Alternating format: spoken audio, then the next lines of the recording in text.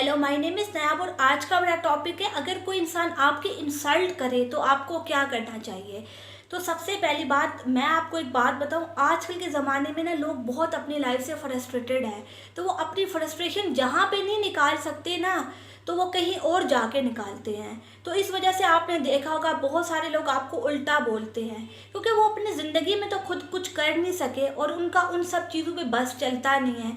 लेकिन वो फिर आपको जो है ना आके चार सुना देंगे, क्योंकि मोस्टली क्या होता है, लोग उन्हीं को सुनाते हैं जो उनसे नीचे होते हैं। अपने से ऊपर वालों को तो कोई नहीं सुनाता ना, अपने से नीचे वाले लोगों को ये लोग सुना के चले जाते हैं। तो सबसे पहली बात, अगर कोई इंसान आपकी इंसल्ट करे तो आपको इस सिचुएशन में क्या करना चाहिए।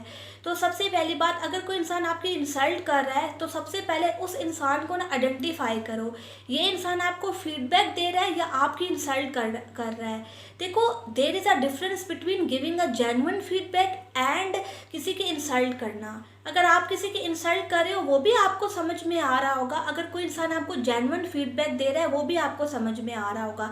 देखो, जेन्युइन फीडबैक ये होता है कि ये चीज़ आपने ऐसे की और यहाँ पे आपको इम्प्रूवमेंट की ज़रूरत है। लेकिन ऑन दी अदर हैंड किसी की इंसल्ट करना, उसको चार सुनाना और उसको नीचे धकेलना, ये डिफरेंस होता है कि कोई इंसान आपको नीचे धकेल रहा है या आपको ना जेन्युइन फीडबैक दे रहा है। देखो, अगर किसी ने आपको फीडबैक दिया, आप उस चीज़ को इम्प्रूव करो और आगे बढ़ जाओ, इट्स परफेक्टली फाइन। बट अगर कोई इंसान आपको नीचे गिरा रहा है तो आप उस इंसान को समझ जाओ कि ये इंसान कैसा है और ये इंसान मेरी भलाई नहीं चाहता, ये मुझे नीचे धकेलना चाहता है। तो क्या होता है, आप ना इस सिचुएशन से किस तरीके से डील कर सकते हो। तो मैं आपको एक बात बताऊँ, ये लोग कभी सुधर नहीं सकते, क्योंकि आप उनको इनका ठेका तो ले ही नहीं सकते, आप तो अपना ठेका ले सकते हो ना।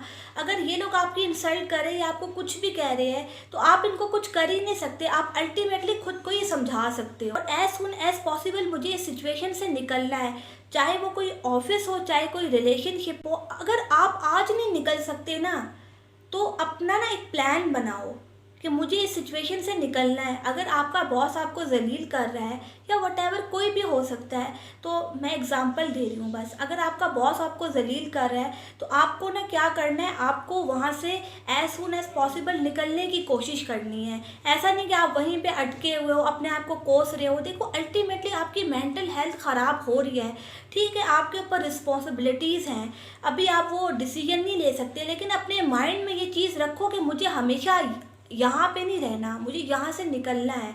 मुझे अपनी मेंटल हेल्थ ख़राब नहीं करनी, अपना मेंटल पीस ख़राब नहीं करना किसी के लिए भी। अल्टीमेटली इंसान को अपनी मेंटल हेल्थ और अपने मेंटल पीस का ख्याल रखना चाहिए।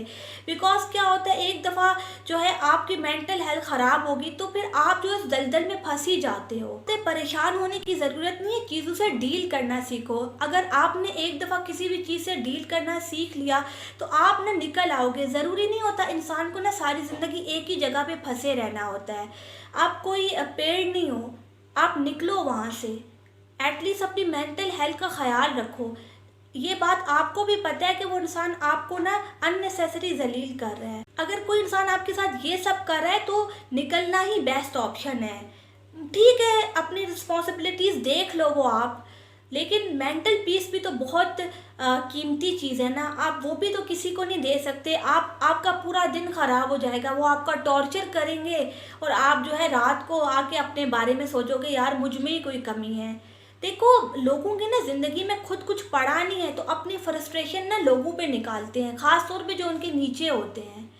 तो आपको ये भी देखना है, वो बेहतर आप समझ सकते हो कि आप किस हालत में हो। वो इंसान को ना समझ में आ रही होती है कि सामने वाला इंसान आपसे क्या करवाने की कोशिश कर रहा होता है। तो उन सब चीज़ों को आइडेंटिफाई करो और इन सब चीज़ों से निकलने की कोशिश करो। Thank you.